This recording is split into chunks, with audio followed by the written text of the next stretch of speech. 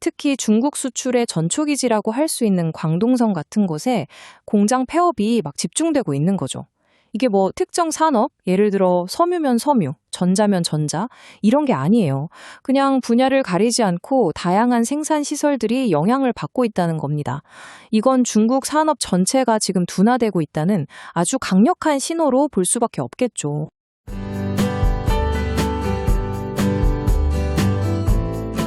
안녕하세요. 오늘은 중국 경제에 좀 심상치 않은 경고등이 켜졌다는 소식을 가지고 왔습니다. 대체 무슨 일인지 자료를 보면서 하나씩 파헤쳐보죠. 자, 이걸 한번 보시죠. 세계 공장 내부에서 대체 무슨 일이 벌어지고 있을까요? 우리가 다들 중국을 그렇게 부르잖아요. 근데 바로 그 심장부에서 뭔가 좀 이상한 신호가 잡히고 있다는 겁니다. 이게 현장의 목소리입니다. 광동의 많은 공장들이 문을 닫기 시작했고 많은 사람들이 더 이상 버티지 못하고 있다. 와, 이건 그냥 뭐 경제 지표, 이런 추상적인 얘기가 아니죠. 진짜 사람들 이야기, 현실 그 자체를 보여주는 한마디입니다. 네, 근데 이게 그냥 공장 한두 개 문 닫는 문제가 아니라는 게 핵심이에요. 이 자료에서는 이걸 하나의 러시라고 부르더라고요.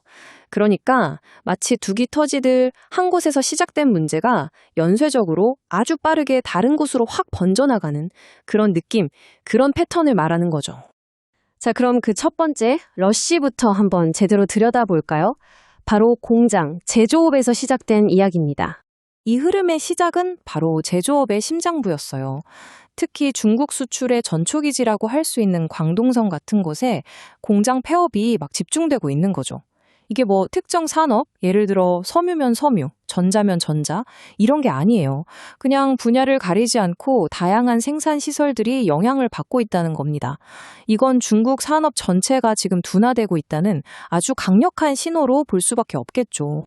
자, 그런데 말이죠. 이 위기의 파도가 공장 담벼락 안에서만 치고 있는 게 아니었어요. 이제 그 물결이 생산 현장을 넘어서 우리가 흔히 가는 길거리, 바로 상권으로까지 밀려오고 있습니다. 압박이 생산 라인에서부터 시작해서 이제는 상점 진열대까지 쭉 이어지고 있다는 겁니다. 그래서 이 자료에서는 두 가지 러시를 추가로 지목하는데요. 바로 상가 그리고 중소기업들의 연쇄 폐업입니다. 결국 공장에서 물건을 못 만드니까 이걸 팔 상점도 이걸 운영하는 중소기업도 다 같이 어려워지는 그런 악순환인 거죠. 이 부분이 정말 심각한데요. 상업지구의 빈 점포가 늘어나는 것도 문제지만 진짜 중요한 건 지역 고용을 책임지던 그 수많은 중소기업들이 문을 닫고 있다는 거예요.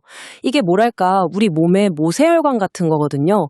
대기업이 대동맥이라면 이 중소기업들은 온몸 구석구석에 피를 보내면 모세혈관인데 이게 지금 막히고 있다는 뜻입니다. 보세요. 결국 공장, 상가, 중소기업 이 세 가지가 다 따로 노는 문제가 아니라는 게 딱 보이죠.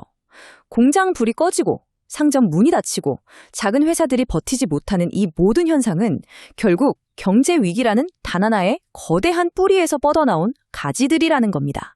자, 그럼 도대체 왜 이런 일이 벌어지는 걸까요? 이 모든 폐업 사태의 근본적인 원인은 뭘까요? 이 자료에서는 아주 명확하게 한 가지를 지목하고 있습니다. 바로 경제 위기입니다. 뭐 말이 좀 거창하게 들릴 수도 있지만 여기서 말하는 건 광범위한 금융 압박, 그러니까 돈줄이 마르는 거죠. 거기에다가 갑작스러운 경기 침체가 덮치면서 앞에서 봤던 그런 폐업 러쉬를 만들어내는 핵심 동력이 되고 있다는 설명입니다. 그러니까 핵심은 이거예요. 공장이 문 닫는 문제, 가게가 비는 문제, 중소기업이 힘든 문제, 이 세 개를 따로따로 보면 안 된다는 겁니다. 이건 마치 병든 나무에 서로 다른 가지 같은 거예요.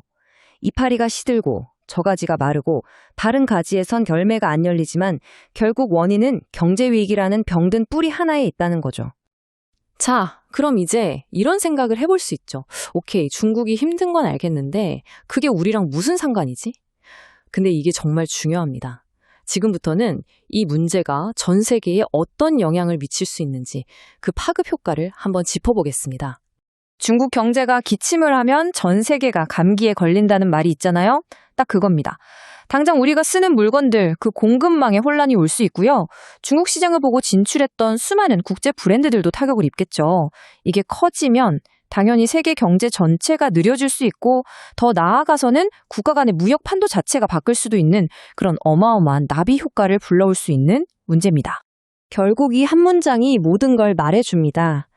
중국처럼 거대한 경제 대국에서 일어나는 변화는요, 절대 그 나라 안에서만 끝나지 않습니다.